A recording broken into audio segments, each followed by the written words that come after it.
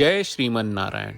ए पर जे टिप्पणी हम करे जा रहल बा रामानुजदास श्रीमान गट्टू वेणुगोपाल स्वामी जी के द्वारा दिहल गयल बा। अध्याय 8 अक्षर पर ब्रह्म योग श्लोक 5। अंतकाले च मामेव स्मरन् मुक्त्वा कलेबरम् यः प्रयाति स मद्भावम् याति नास्ति अत्र संशयः। ओम।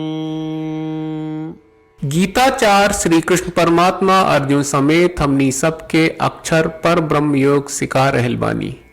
परमात्मा कहत बाड़े, अर्जुन मरला के समय हमरा के याद करे वाला आ देह छोड़े वाला लोग हमरा रूप के प्राप्त करेला, ए में कौनो संदेह नहीं खे।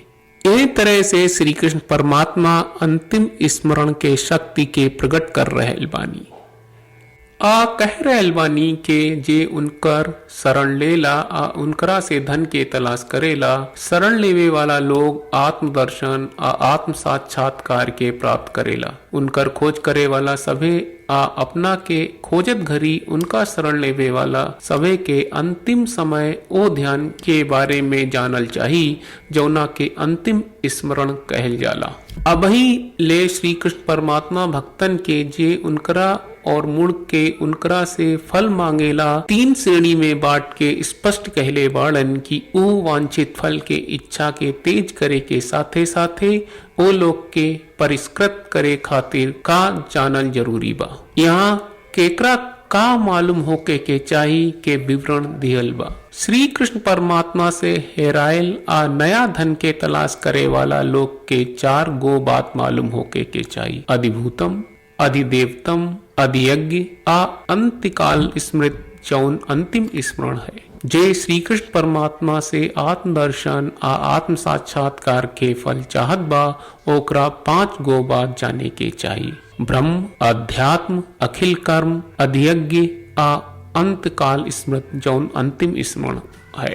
वो लोग जे श्री कृष्ण परमात्मा के शरण लेवेला और श्री कृष्ण परमात्मा के खोज करेला वो लोग 2 गो बात जाने के चाहिए। अधियज्ञ और अंतकाल स्मृत जे अंतिम स्मृत है। हमनी के श्री कृष्ण परमात्मा के कहल बात के प्रति आपन जागरूकता बढ़ावे के कोशिश करी जा। श्री कृष्ण परमात्मा के समर्पण करत खाली श्री कृष्ण परमात्मा के प्राप्त के इच्छा बढ़ावल जाए। श्री कृष्ण परमात्मा के वचन के ठीक और सने दोहरावे की कोशिश करी जा जैसन बा। अंतकाले च मामेव स्मरन् मुक्त्वा कलेबरं यः प्रयाति समद्भावं याति नास्ति अत्र संशयः। श्रीमद् भगवत गीता का पूरा सार श्री कृष्ण परमात्मा ने अध्याय 18वें के श्लोक 65 से 70 में 8 काम करे खातिर दिले बाड़े। श्री कृष्ण कहले, हम ओ लोगन से प्रेम करनी जो लोग इन 8 बातन के मान तारे। हम ओ भक्तन के हर तरह से रक्षा करब।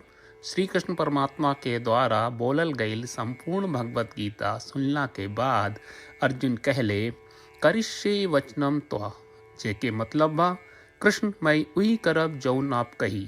यही कारण बा श्री कृष्ण अर्जुन के हर तरह के सफलता आ विजय प्रदान करेले। आई परमात्मा के आपन व्रत देई कि हमनी के ये 8 गौ कर्म के पालन करी जा। ई वचन परमात्मा के देवे से बड़न कौनो पूजा तपस्या यज्ञ नहीं। हम 8 प्रण कहब जौन हमनी के करे के चाहिए।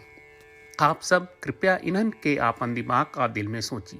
श्री कृष्ण के आपन वचन देवे के ई तरीका में हमनी सबकी कल्पना करे के चाहिए कि श्री कृष्ण का चेहरा खुशी से चमकत बा और खुशी के एहसास करत बा। जय श्रीमन नारायण। यहाँ हमनी के 8 वादा बा। हमनी के पहला वादा, हे श्रीमन नारायण, आपका निर्देश के मुताबिक हम हमेशा तोहार ध्यान करब और तोहार बारे में सोचब। हमनी के दूसर वादा, हे श्रीमन नारायण, आपका सलाह का अनुसार हम हमेशा आपका भक्त रहब। हमनी के तीसर वादा, हे श्रीमन नारायण, हम आपन सब काम तोहरा सेवा के रूप में और तोहरा संतुष्टि खातिर करब। हमनी के चौथा वादा, हे श्रीमन नारायण, जैस की आप माने के कहले रहलू, हमरा बहुत विश्वास बा कि हम आपके होई और हम हमेशा आपन दोनों हाथ जोड़ के आपके नमस्कार करब और आपकी पूजा करब। हमनी के पांचवा वादा, हे श्रीमन नारायण, हमरा के तोरा बात माम एकम शरणम ब्रज 1866 याद कहले, जहाँ आप हमरा के आपन का अर्पित करे का कहा। श्रीमन नारायण, मैं हमेशा तोहरे शरण में रहब। हमनी के छठवां वादा, हे श्रीमन नारायण, हमरा के तोहरा बात माँ सुचहा 1866 याद कहले कि आप हमनी के शोक ना करे का आश्वासन दे रहे बड़े, हम अब और शोक ना करब। हमनी के सातवां वादा, हे श्रीमन नारायण, आपने हमरा खातिर श्रीमद् भगवत गीता के वितरण करके हम सबके कृपा कहले और आशीर्वाद दहले बा। हम वादा करत बानी कि रोजाना कम से कम एक श्लोक पढ़ब या सुनब। हमनी के आठवां वादा, हे श्रीमन नारायण, आप गीता के पूरा मानवता तक ले गयलू। हम गीता में आपके दिव्य वचन के उन भक्तन तक पहुँचावे के प्रयास करब जे गीता से अपरिचित बा। हे श्रीमन नारायण, हम उई करब जौन तू करे का कहब। हम ऐसन व्यवहार करब जैसन आप चाहत बानी और हम खाली आपका खातिर काम करब। श्रीमन नारायण के रोज आपन वचन देहल कि हम ओइस करब जैस आप कहत बानी, ई अपने आप में बड़न पूजा बा। श्रीमन नारायण, करशे वचनम त्वा। श्रीमन नारायण, हम तोरे निर्देश के मुताबिक काम करब। सर्वम श्री कृष्ण अर्पणम अस्तु। जय श्रीमन नारायण।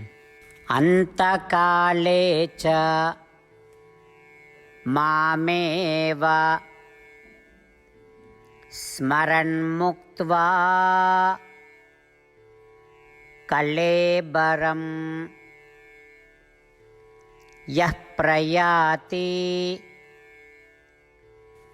स मद्भावं याति नास्ति अत्र संशयः। ॐ अंतकाले च मामेव स्मरन् मुक्त्वा कलेबरं यः प्रयाति स मद्भावं याति नास्ति अत्र संशयः।